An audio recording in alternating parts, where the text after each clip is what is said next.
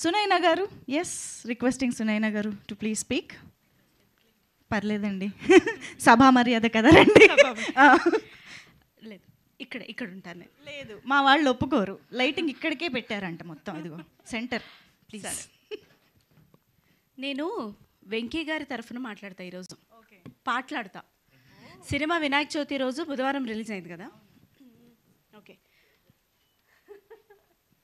బుధవారం నుంచి రాజయోగం అంట, రాశి ఫలాలు విన్నామన్నా, సరలే లైట్ అని పట్టించుకోకున్నా, ఇంతలో పెద్ద షాకునే కన్నా, హీరో గారు వచ్చి ఓ అబ్బాయి సినిమా తీ అంటూ ఇచ్చే చేయి, ప్రొడ్యూసర్లు బాగా దొరికారు, ఇక హిట్ అయిపోయారా ఫైనల్లీ.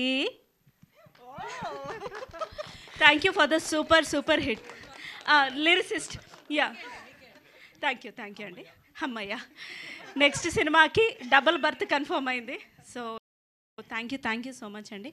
ఒక మంచి సినిమాని ప్లీజ్ ఆదరిస్తున్న వారికి థ్యాంక్ యూ. ఇష్టం వచ్చినట్టు మాట్లాడుతున్న వారికి we are so sorry, we pity your mind, state of mind.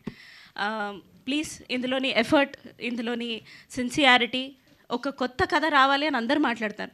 నిజంగానే కొత్త టించ్ తోటి ఏదైనా సినిమా వస్తే అందులో మళ్ళీ భూతద్దాలు వేసి తప్పులు వెతుక్కుంటారు. మళ్ళీ వాళ్ళు చేసే వీడియోలకి లైక్లు సబ్స్క్రైబ్లు చేయమంటారు.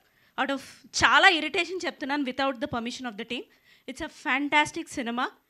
అఫ్ కోర్స్ మేమందరం ఉన్నామన్న స్వార్థంతో చెప్పినప్పటికీ as an audience it is a fantastic attempt.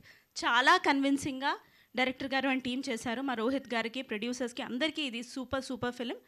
Please do watch it and keep watching it. Share చేయండి. మీరు మెగాస్టార్ గారు చెప్పినప్పుడు మీరు ముగ్గురిని తీసుకొని వెళ్ళండి, సినిమా బాగుందని ఇంకో ముగ్గురికి చెప్పండి, ఆ ముగ్గురిని ఇంకో ఆరుగురిని తీసుకొని వెళ్ళమనండి, అట్లా చేయండి in theatres. Thank you. Chiranjeevi గారు చెప్పాక మేము ఫాలో అవ్వకుండా ఉంటామా? Thank you.